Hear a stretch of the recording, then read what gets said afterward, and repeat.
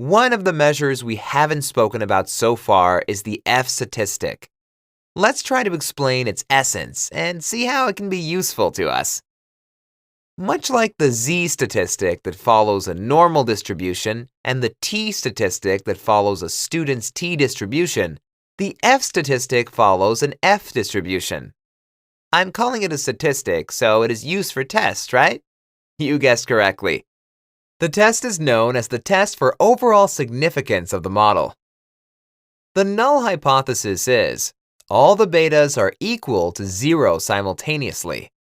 The alternative hypothesis is at least one beta differs from 0. What's the interpretation? If all betas are 0, then none of the independent variables matter. Therefore, our model has no merit. Let's see the regression summary from the SAT GPA lecture. The F statistic is 56.05. The cell below is its p-value. The number is really low. It is virtually 0.000. We say the overall model is significant. The F-test is important for regressions as it gives us some important insights.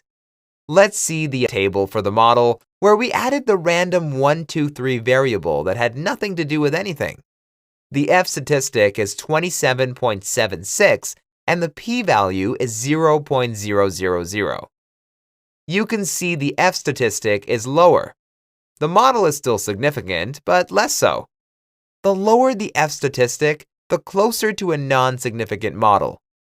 This is yet another tool that allows us to compare models.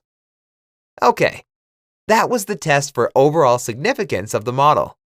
Don't forget to look for the 3 zeros after the dot. And thanks for watching.